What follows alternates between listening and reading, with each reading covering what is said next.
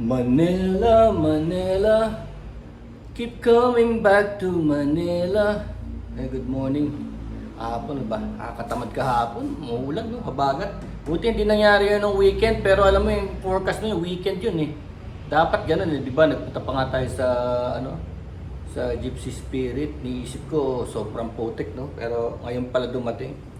Pero okay pa rin kasi yung event natin ng Sunday, ang dami nun, di ba? Isipin mo kung dumating yung bagyo na yun, habagat na yun, no? Medyo bad trip pero okay lang. Sanay tayo dyan.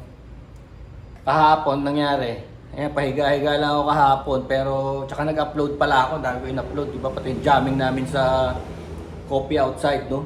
Coffee Outside. Punta kayo sa Coffee Outside, nakita nyo na. Tignan nyo yung mga video namin ng jamming dun sa Facebook, no? Ano siya, yung hindi lang basta masarap na coffee. Ano siya, yung talagang may jamming.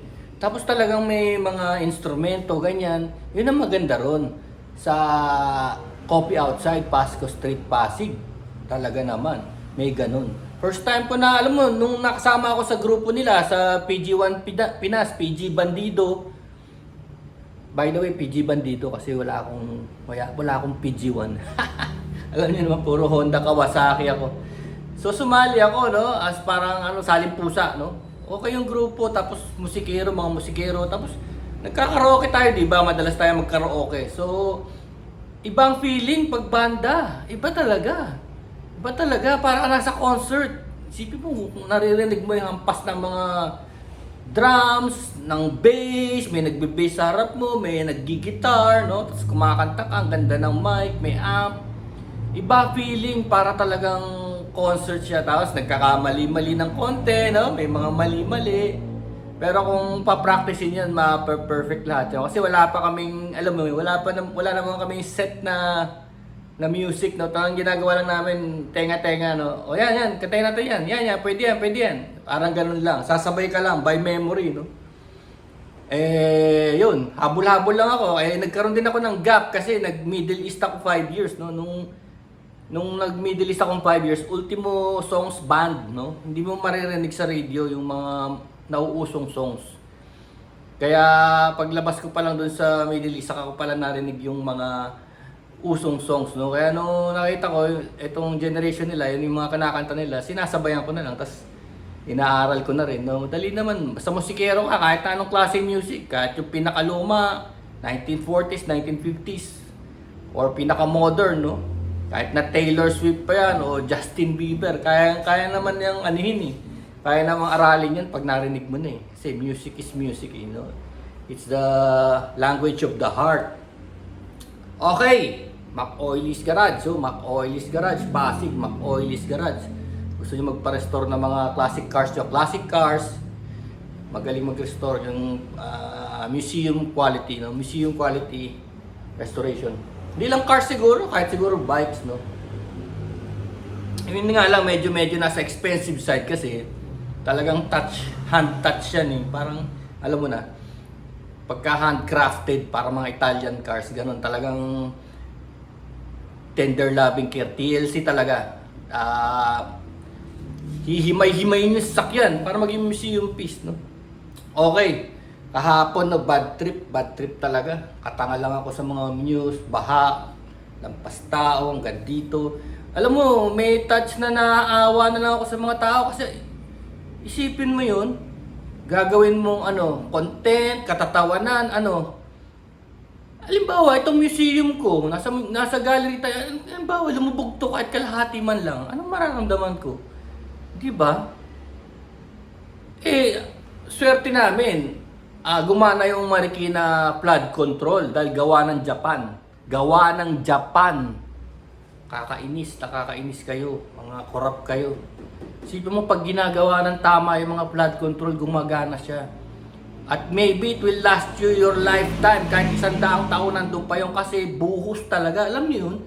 Hindi mga hollow block kagaya ng mga ginagawa dyan ng mga korap, no? Malagyan lang ng isang hollow block. Tapos para lang masabing meron, no?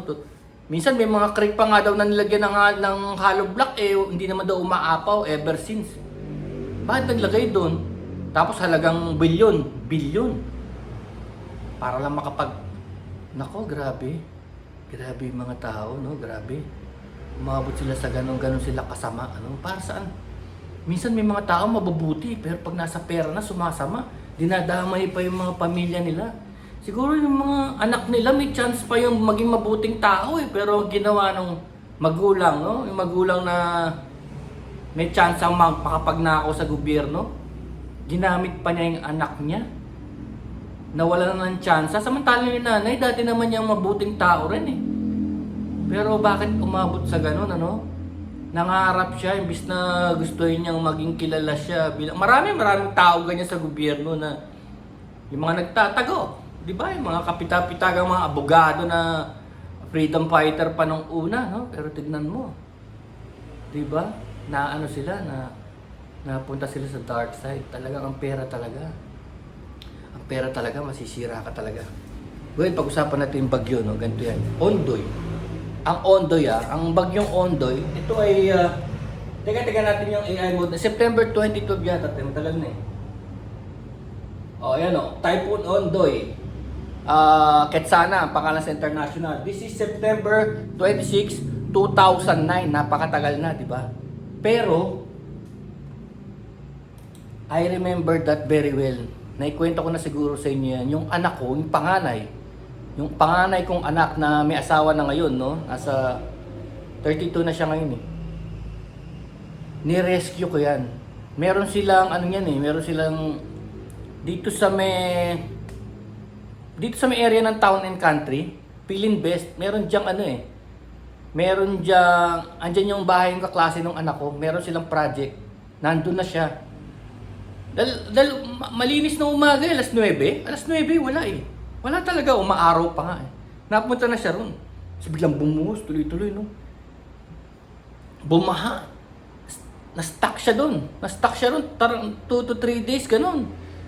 Hindi namin siya makuha kasi tinry ko ng kotse, hindi kaya. Lumutang lang yung kotse.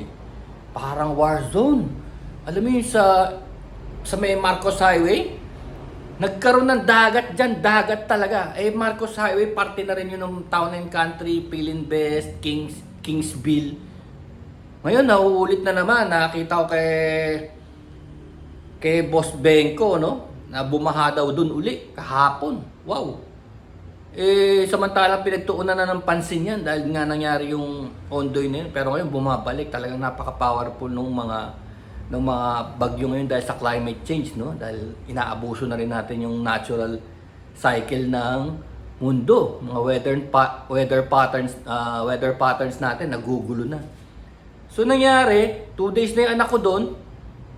Yung asawa ko umiiyak na. Ang ginawa namin, wala na rin magagawa. Nagdasal na lang kami. Hindi rin pwede yung motor. Pinilit ko siyang pagkatapos ng kotse, nakatanga lang ako na gano'n. Nakikita ko yung mga tao, may ebak na sa sidewalk. Dahil, hindi sila, nasa jeep sila, doon sila nakatira. Yung mga bumiyahe na, doon talaga parang gera talaga. Tumatay na sila sa gilid ng Marcos Highway. Kasi ilang araw na, hindi naman umuupa yung baha. Kahit saan ka magpunta, lubog. No?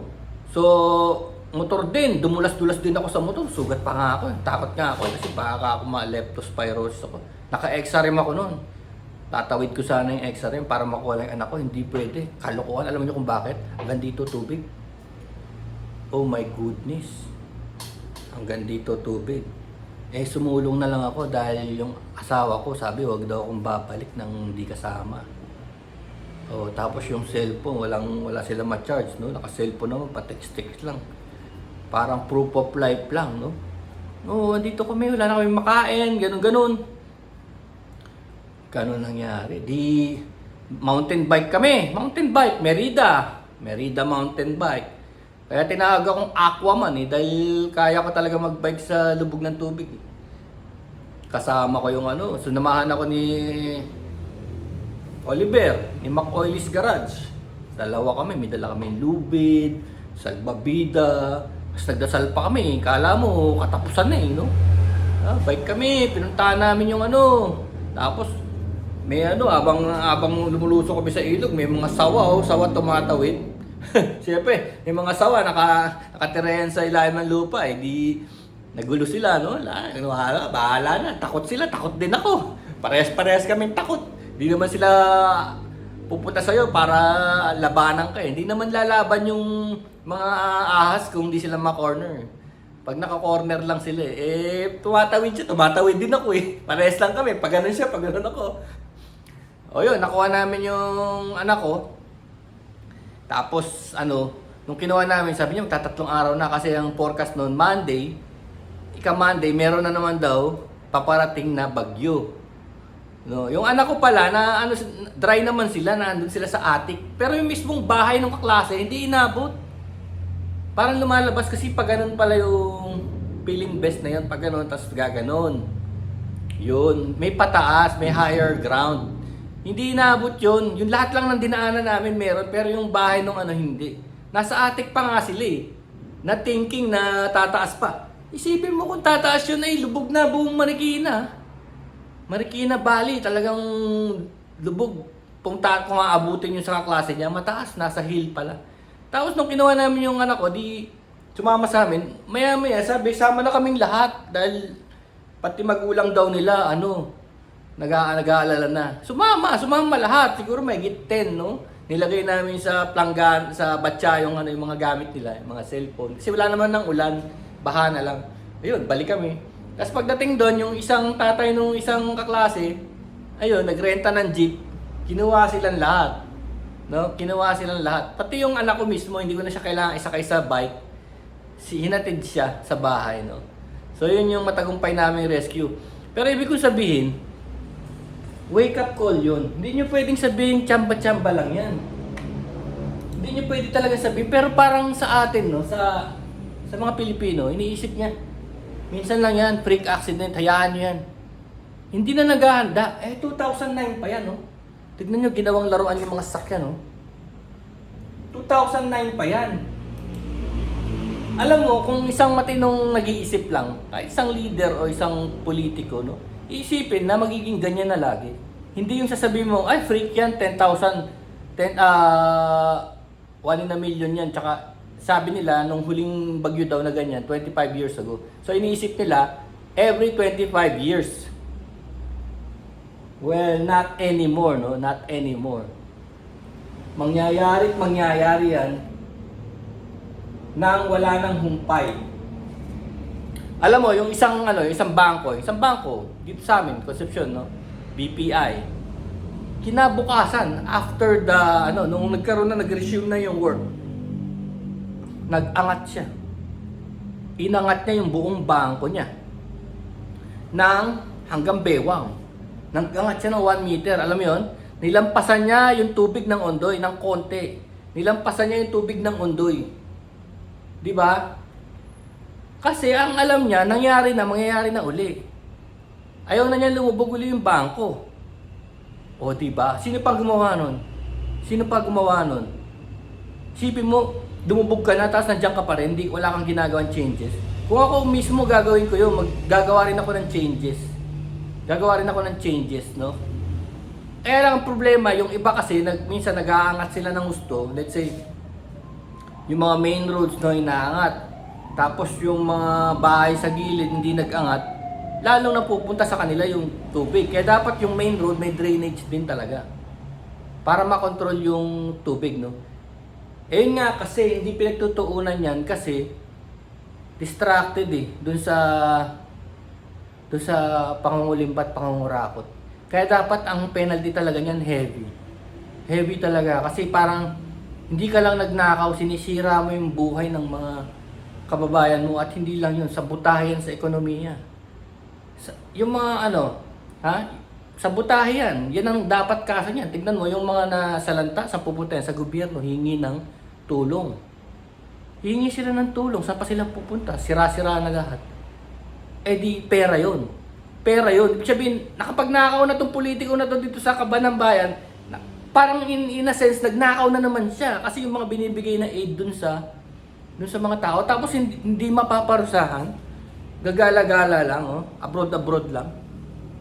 Yun ang dahilan kung bakit di tayo umuusad, kasi sa ganung style. Pero galing kasi ako sa ibang bansa Nakikita ko talaga na, especially sa Middle East, di ba ang higpit nila, sabi, ay brutal! Eh grabe, barbaric, no? Pinupugutan, ganyan. Nagnakaw lang, pinutulan ng kamay. O pumatay lang, pinugutan. Gusto sa public pa. Ay, barbaric. O, pag hindi ka ganyan, ano nangyayari? O, tinatawan-tawanan ka lang ng mga gumawa sa'yo ng matutusin, karumal-dumal. Magnakaw ng bilyon-bilyon, trilyon-trilyon. Karumal-dumal yan eh. Di ba? Sino ngayon mas masahol? Yung pinutulan ng kamay o yung yung patawa-tawa lang na takbo around the world? Tapos nangungutya pa. Sinasabi nila, ginigipit daw ang freedom. Patay na daw ang freedom. Tapos yung mga followers nila, ayun, sunod-sunuran. Patay na ang freedom. Patay na ang freedom. Ang dami niyong ninakaw. Ayan na nga yung resulta ng mga pagnanakaw niyo. So, yun. Dapat yung Ondoy, naging guide na natin sana yan. Yan ang guide. Ngayon, ganito na nga nangyari eh. Wala pa rin yan. Saan galing yan? Saan galing yung ganyang ugali? No? So, be on alert kasi marami pa yan. Marami pa yan. Parang yung traffic sa EDSA nung last podcast natin. Traffic sa EDSA. Ito naman, baha. Baha. Kung hindi kayo magkakaroon ng gills at saka palikpik na parang isda, kailangan ayusin niyo yan. Umpisahan nyo sa panagutin yung mga nagnakaw sa flood control. Doon tayo magsimula. Panagutin muna natin sila. At di na sila talaga makabalik sa pagnanakaw. Yun talaga solusyon dyan. Para pati yung susunod na henerasyon, hindi nila mahawahan ba? Hindi nila mahawahan. Kita mo, ginagawang family business, no? Pati yung mga anak-anak, no? Pati mga anak-anak, nagiging kagaya nilang greedy. No? Yung mga ginagamit yung pwesto para makapakamkam ng lupain, mga agricultural lands. Agricultural land, ginagawang subdivision. Alam nyo, ang Pilipinas ay isang agricultural country. Number 1 tayo dati sa mga bigas, yung mga gulay. Ngayon, import tayo ng sibuyas, bawang, sili, nagkakalaga ng 800 isang kilo. Di ba may time na umabot ng ganyan? 500, 600, 800 isang kilo, sibuyas. Lumabas tuloy. Alam mo nangyari doon? Ay, wag na magsibuyas. Wag na magbawang. Yun na nangyari doon eh.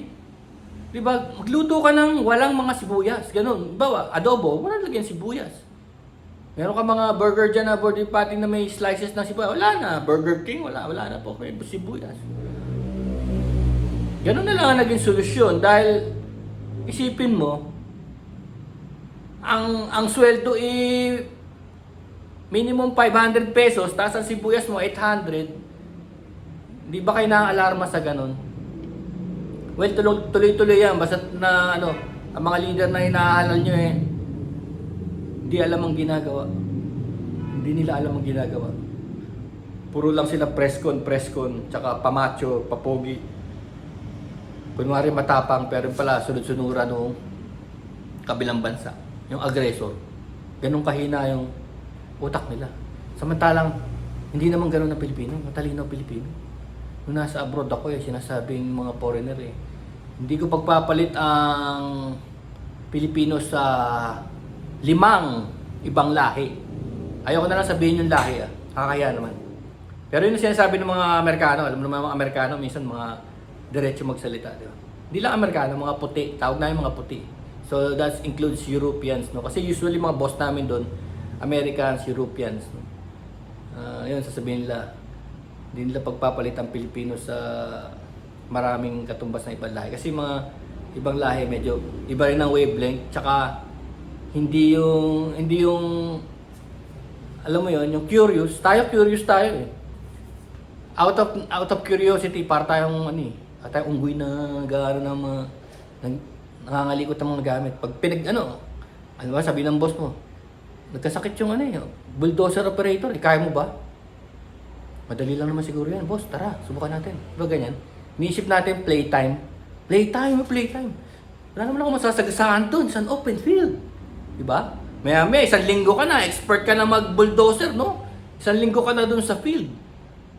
Tapos pinababalik ka na, magaling na yung, yung bulldozer operator, balik ka na sa opisina. Eh, boss, maganda to eh. Ginawang playtime, Sige, yun lang muna.